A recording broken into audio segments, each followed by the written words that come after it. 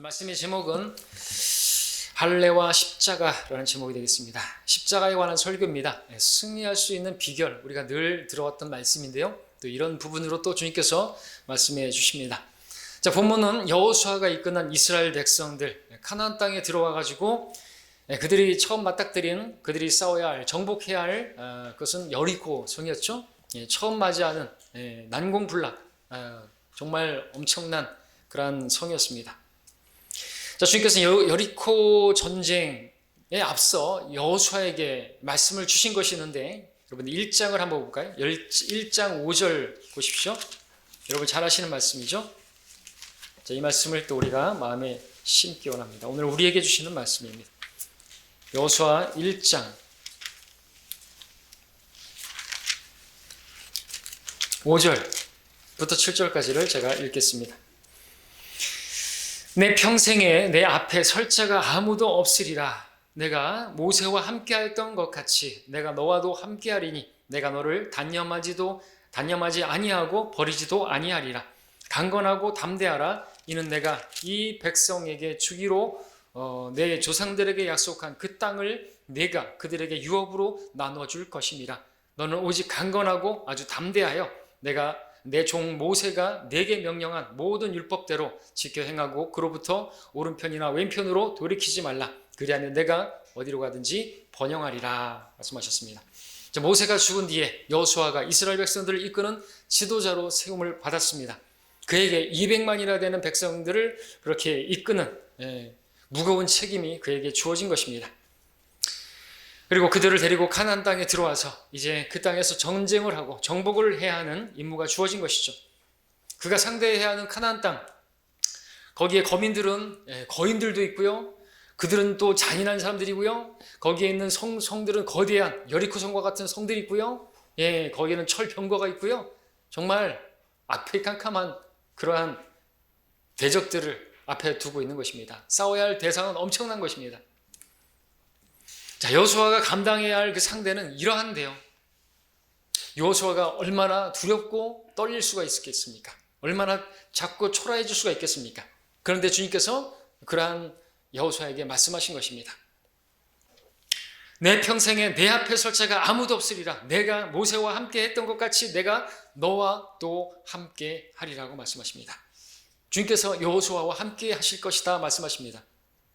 이 말씀보다 여호수아에게 용기가 되는 그런 말씀이 또 있을까요? 꼭 필요한 말씀을 주신 것이죠. 다른 무엇이 필요합니까? 내가 너에게 철병거를 주겠다. 내가 너에게 어떤 기병을 주겠다. 말들을 주겠다. 그게 무슨 소용이 있습니까? 그런 것보다도 주님께서 나와 함께 하시면요. 적은 수라도 능히 이기는 것입니다. 내가 너와 함께 하겠다. 모세와 함께 했던 것처럼 너와 함께 하겠다 말씀하십니다. 큰 용기를 얻을 수 있는 말씀이죠. 이집트로부터 그렇게 이스라엘을 구원해내고 광야 40년 동안 그들을 돌보시고 입히시고 먹이시고 인도하셨던 주님께서 여호수아와 함께 하신다 말씀하십니다. 온 우주를 창조하시고 말씀으로 그 모든 것들을 지으시고 그것들을 운행하고 계시는 그분께서 자신과 함께 하겠다 말씀하십니다. 그리고 말씀하십니다. 강건하고 담대하라. 우리가 강건하고 담대할 수 있는 이유는, 근거는 다른 데 있지 않습니다. 주님께서 나와 함께 하시는, 우리와 함께 하시는 임마누엘의 하나님을 우리가 바라볼 수만 있다면 어떤 두려운 상황에서도 우리는 담대할 수 있겠죠. 어떤 고난 상황에서도 우리는 두려워하지 않을 수 있겠죠. 낙심하지 않을 수 있을 것입니다. 자, 이런 말씀 오늘 우리에게도 주시는 말씀인 것입니다. 우리 또한 그리스도인으로서 이 세상을 살아갈 때 정말 눈앞이 캄캄한, 정말 여리코 성과 같은 그런 큰 대적을 만나기도 하고 어려움을 만날 때가 있는 것입니다. 영적 전쟁을 치러야 하는 그런 일들이 있는 것입니다. 우리가 주님의 일들을 감당할 때, 또 우리가 사회에서 생활할 때, 또 가정 생활할 때 우리는 늘 마귀에게 공격을 당할 수 있는 많은 요소들이 있는 것입니다. 그러면서 여러 고난들을 당하기도 하죠. 우리가 이 땅에서 사는 동안 우리가 하늘로 들려 올라갈 때까지 우리가 믿음의 길을 걸어가야 되는데, 주님께서는 우리가 믿음의 길을 걸어갈 수 있도록 그 길로 인도해 주시는 분이신데, 주님께서 우리 혼자 그 길을 걸어가라고 말씀하지 않으시고 나와 함께 하신다고 말씀하시는 것입니다. 그러시면서 5절 하반절과 6절에서 말씀하시기를 내가 너를 단념하지 아니하고 너를 버리지 아니하리라 했습니다. 강건하고 담대하라고 말씀하셨습니다. 예, 신약성경에서 또 인용하고 있죠. 예, 너희 생활 방식에 탐욕이 없도록 하고 현재 가진 것들로 만족하라. 이는 그가 말씀하시기를 내가 너를 떠나지 아니하고 너를 버리지도 아니하리라. 히브리서 13장에서 말씀해 주고 계십니다. 우리가 강건할 수 있는, 담대할 수 있는 이유는 주님께서 우리를 떠나지도 버리지도 않으시고 우리를 돌보신다 말씀하고 있기 때문에 그렇습니다. 그러니까 우리는 현재에 만족할 수가 있는 것입니다. 왜? 주님께서 나와 현재 항상 함께 하시는 분이시고 과거에만이 아니라 앞으로만이 아니라 지금 나와 함께 하시는 분이시기 때문에 그분을 믿을 수만 있다면, 이 말씀을 믿을 수만 있다면 이 말씀이 실제예요. 실제. 하나님 거짓말하실 수 없는 분이시죠. 나와 지금 현재 그리고 이 자리에 함께 하시는 분이십니다. 자, 이러한 주님께서 나와 함께하고 계심을 기억할 수만 있다면, 믿을 수만 있다면 우리는 약한 모습을 보이거나 우리는 두려워하지 않을 것입니다. 오히려 환난 중에 강건할 수 있고 고난 중에도 담대할 수가 있는 것입니다. 또 주님께서 여호수아에게 하신 말씀이 무엇입니까? 7절에서 너는 오직 강건하고 아주 담대하여 내 종 모세가 내게 명령한 모든 율법대로 지켜 행하고 그로부터 오른편이나 왼편으로 돌이키지 말라. 그리하면 내가 어디로 가든지 번영하리라. 주님께서 여호수아에게 말씀하신 것은 이제 기록된 말씀에 관한 그런 말씀인 것입니다. 주님이 여호수아에게 그 기록된 말씀을 지키고 행하고 거기서 좌로나 우로나 돌이키지 말라고 말씀하고 있습니다. 다시 말해서 성경대로 하라는 것이죠. 말씀대로 행하라는 것입니다. 8절에서는 그 말씀을 묵상하라고 말씀하고 있습니다. 마음에 새기라는 것이죠. 이것은 오늘 우리에게도 동일하게 주시는 말씀이죠. 오늘 우리가 주의 음성을 어디서 들을 수 있습니까? 여기 기록된 말씀을 통해서 우리 주의 음성을 듣는 것입니다. 제가 전하지만 지금 여러분 하나님께서 주시는 말씀을 듣고 계시는 것입니다. 주님의 약속이 어디 있죠? 여기 기록된 말씀이 있습니다. 우리가 붙들어야 할 진리가 어디 있죠? 여기 기록된 말씀이 있습니다. 우리가 가야 할 길의 빛은 어디에 있습니까? 여기 있습니다.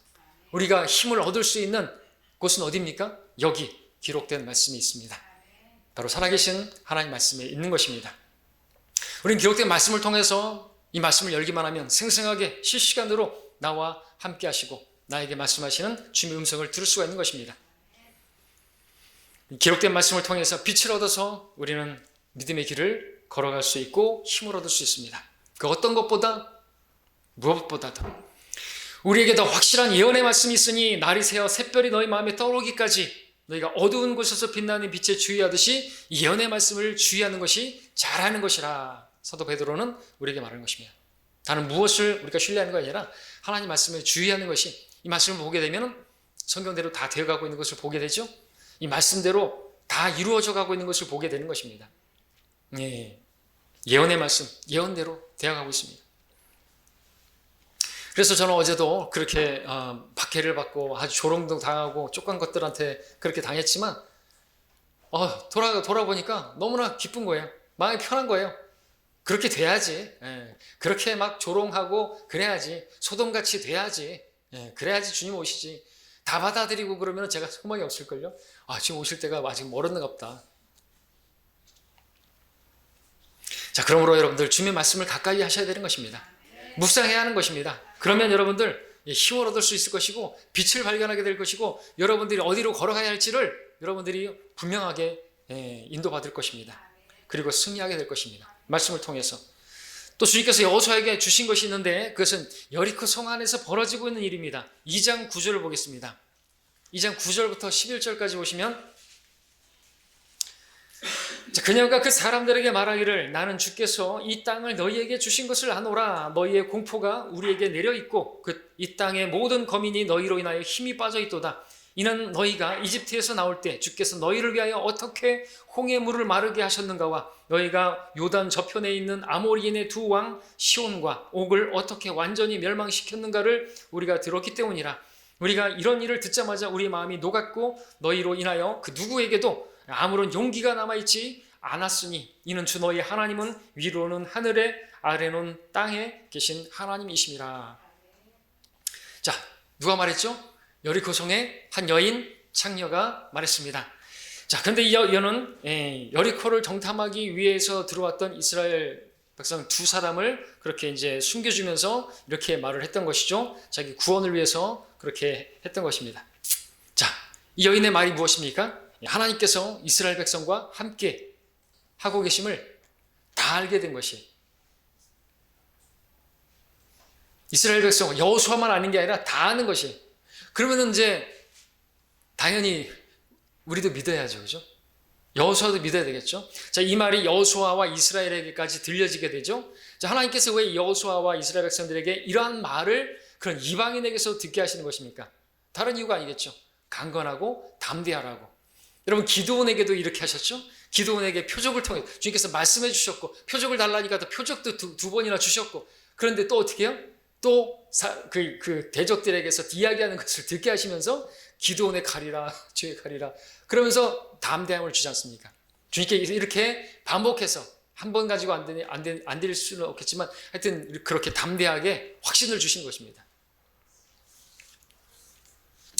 자, 그렇다면 담대해야죠. 강건해야죠. 네, 이런 말들을 주는데 말이냐, 하나님의 말씀을 통해서 우리도 강건할 수 있습니다. 주님께서 우리에게 담대하라고 말씀하십니다. 우리에게 용기를 내라고 말씀하십니다. 기운을 내라고.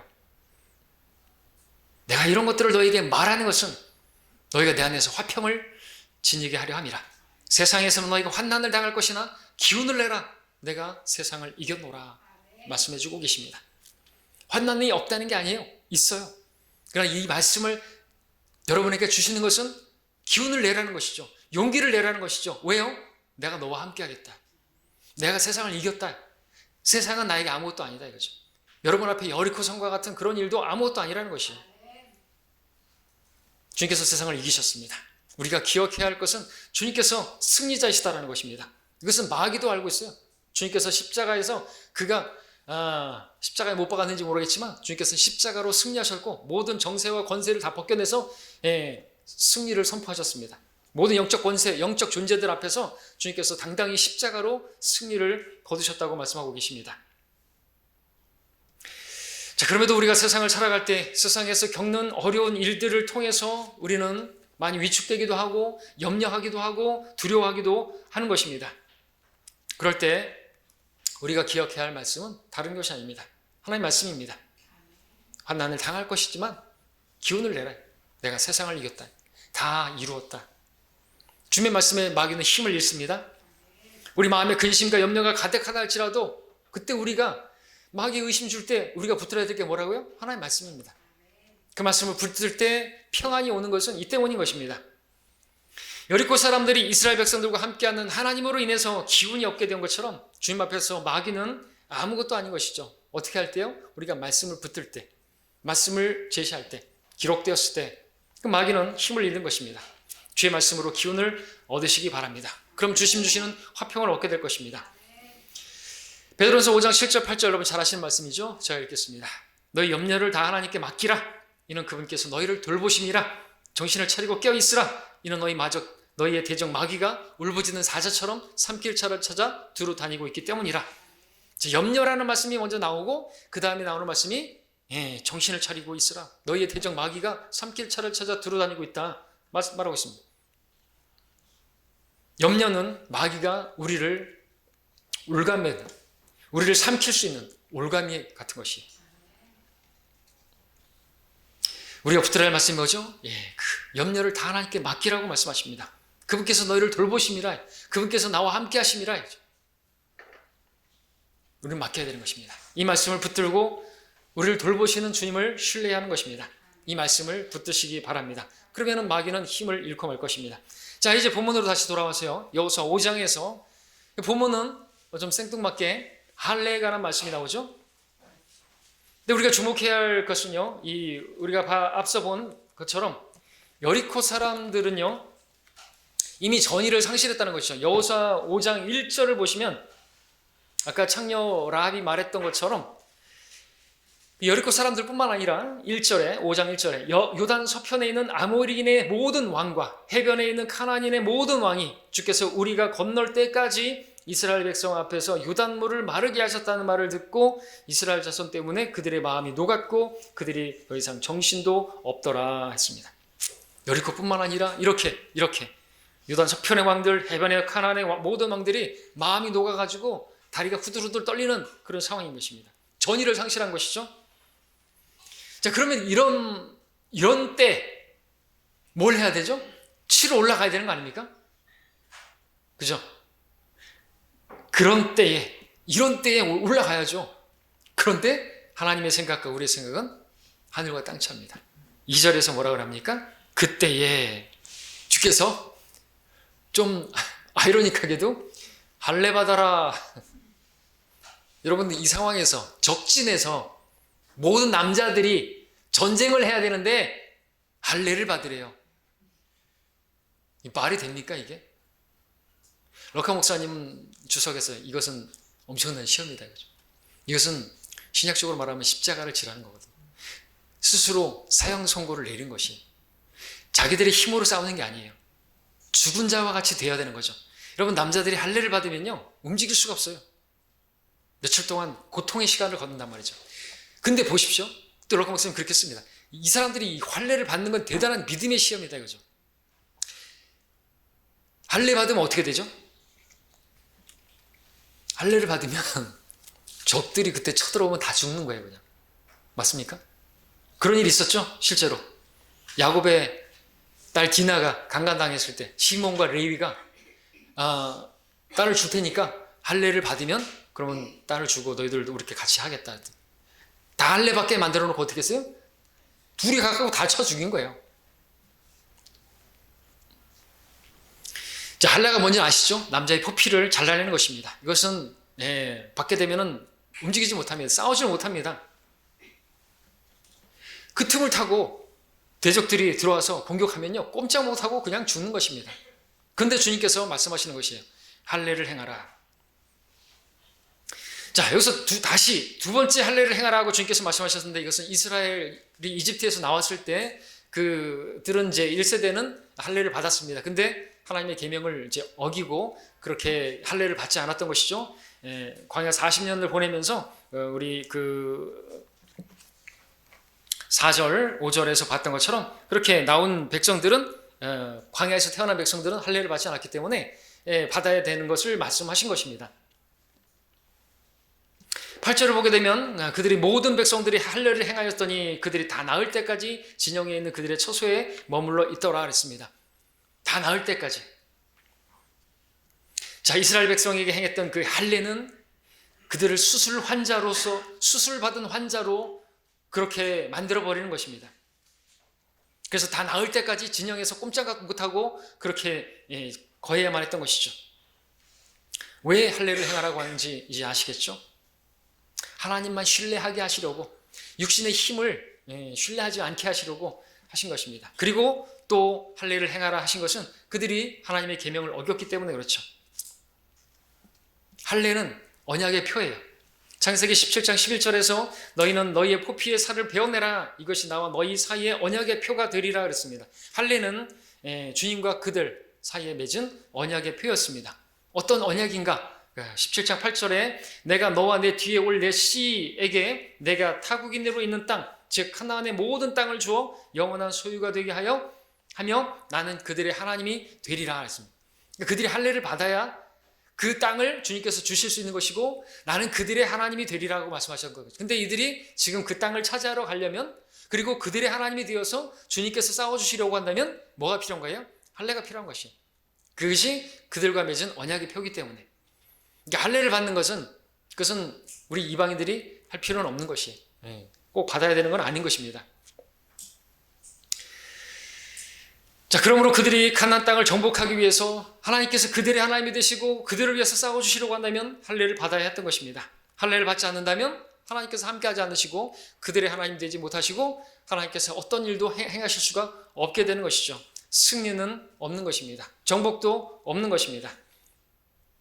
근데 이걸 하려면 믿음이 필요하죠. 지금 상황이 때가 어느 때인데 적진에서 지금 할례를 행하라니요. 아니 전쟁 끝나고 나서 할례를 행해도 되는 거 아닙니까? 아니라는 것이 하나님 방법은. 아니 할례를 받고 나가지고 우리가 이따가 그대로 당하면 어떡하냐고요. 다 내려놔야죠. 그런 염려, 그런 걱정 붙들어 매야 되는 거죠. 어떻게 할 수 있어요? 그분을 믿으면, 하나님 말씀을 믿으면. 하나님께서 우리에게 행하시는 건 우리의 이해를 초월하죠. 어떤 사람이 가다가 낭떠러지 떨어졌어요. 그래서 나뭇가지를 붙잡았어요. 그리고 하나님께 부르짖죠. 하나님, 저 좀 살려주십시오. 어떤 음성이 들렸다 그랬죠? 손을 놔라. 마귀 음성이거든. 마귀야 물러가라. 나중에 힘이 빠져가지고 떨어졌죠. 근데 바로 땅이었어요. 아, 하나님의 음성이었구나. 여러분들, 놓으라 그럴 땐 놓으셔야 되는 것입니다. 그렇죠?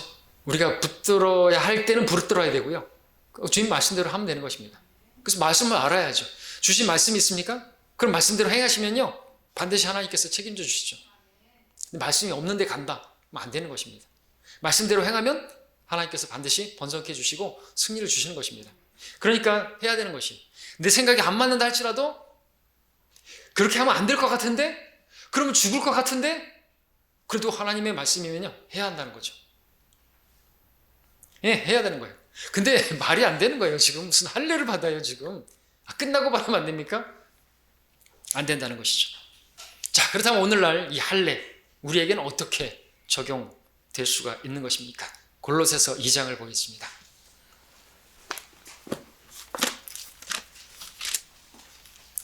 골로새 2장 11절 보겠습니다.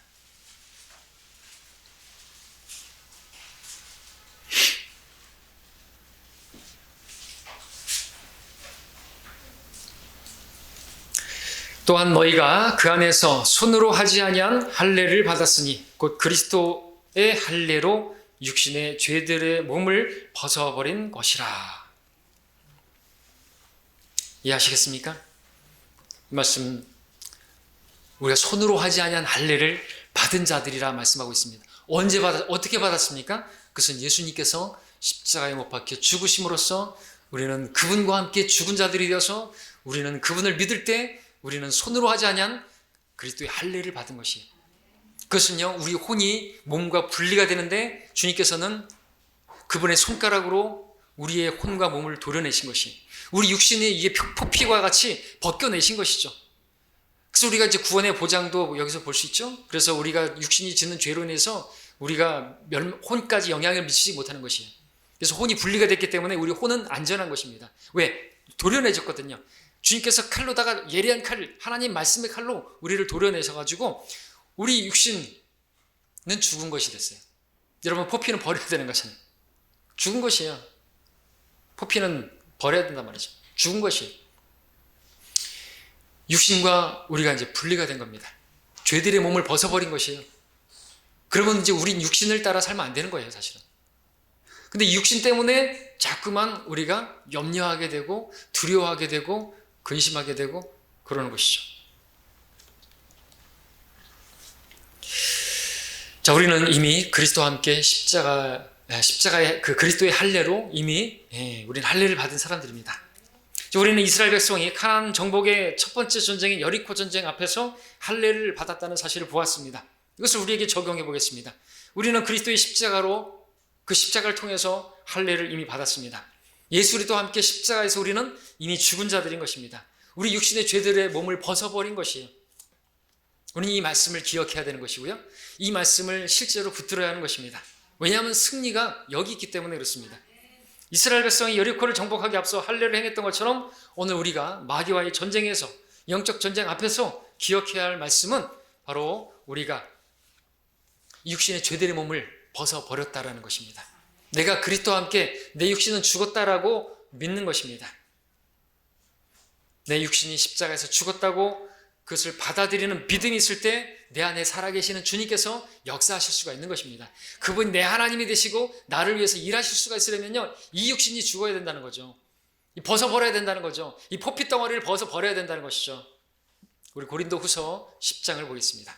고린도후서 10장 3절에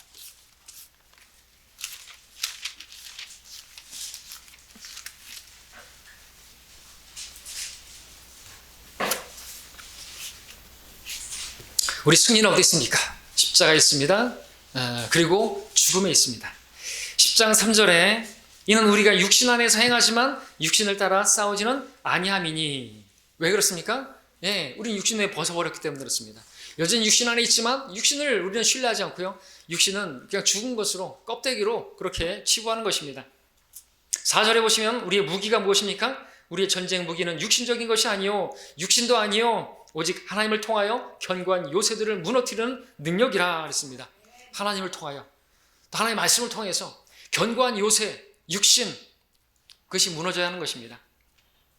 5절에 보면 여러 가지 구상과 하나님을 아는 지식을 거역하여 스스로 지켜 세운 모든 높은 것들을 무너뜨리며 모든 생각을 사로잡아 그리스도께 복종케 하니.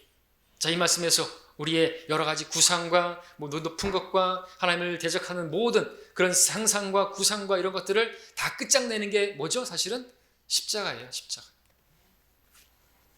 우리 자신이 그리스도와 함께 십자가에 죽었음을 믿을 때, 그때 이제 주님께서 일하시는 것이죠. 어떤 일이 벌어집니까? 6절에 너희의 복종이 이루어지면 모든 불복종을 응징하려는 준비를 갖추고 있느니라.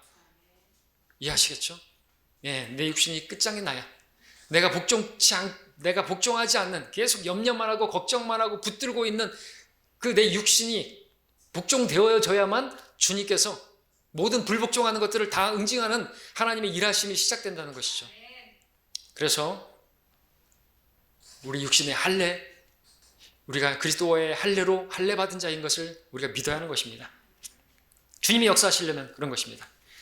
이스라엘 백성이 여리고 정복을 앞서 할례를 받았던 것처럼 우리 또한 그리스도의 할례를 받은 사람들이라는 사실을 믿어야만 하는 것이죠. 내 육신은 예수님과 함께 십자가에 죽었음을 믿어야 하는 것입니다.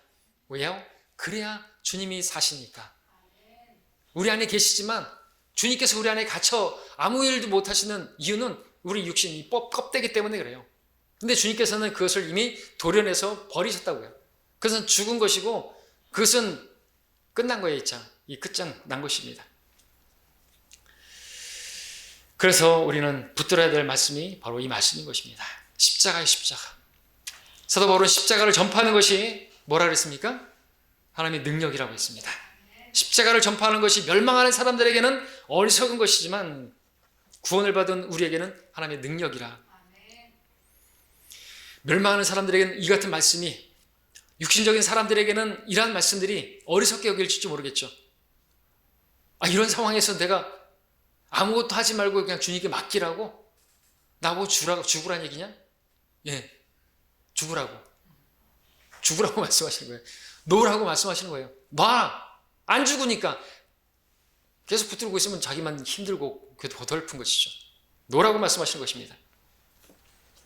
여전히 구원받은 우리에게 하나님의 능력이 뭐예요? 십자가예요. 그래서 십자가를 전파하는 거예요. 고린도 교회를 향해서 2장 2절에서는 이는 내가 예수 그리스도와 그의 십자가에 못 박히심 외에는 너희 가운데 아무것도 알지 아니하기로 작정하였습니다. 왜 이렇게까지 작정한 것입니까? 다른 게 아니죠. 하나님의 능력이 나타나기 위해서는 십자가, 그분의 못 박히심, 그리고 나도 그분과 함께 죽었음을 고백하는 그 믿음이 아니고서는 승리할 수가 없단 말이죠. 4절에서는 내 말과 내 설교를 설득력 있는 인간의 지혜 말로 하지 아니하고 성령의 능력을 나타냄으로 하였으니라고 했습니다. 자기를 부인했습니다. 자기 지혜를, 자기 명철을 다 내려놨습니다. 왜냐하면 그래야 성령께서 역사하셔서 성령의 능력에 나타나기 때문에 그렇죠. 그래서 하나님의 능력이 나타난 것입니다. 바울에게 언변이 있어서 아닌 것이죠. 어떻게 그렇게 위대한 사역을 했고 열매를 맺었던 것인가요? 자기를 철저하게 부인한 것입니다. 그렇게 자기를 부인했더니, 자기를 드러내지 않았더니 열매를 주시네요. 승리를 주시는 거예요. 자기를 신뢰하고 자기 지혜를 의지하면 아무런 열매도 승리도 없는 것입니다.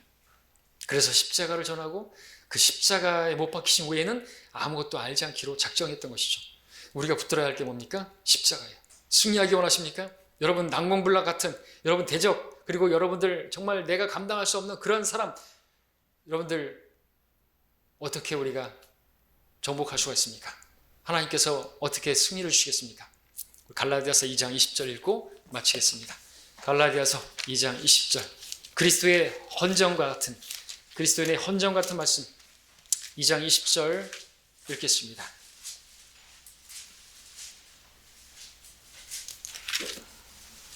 한 목소리를 읽겠습니다. 2장 20절 시작. 내가 그리스도와 함께 십자가에 못 박혀 있으나 그럼에도 나는 살아있노라. 그러나 내가 사는 것이 아니요 그리스도께서 내 안에 사시는 것이라.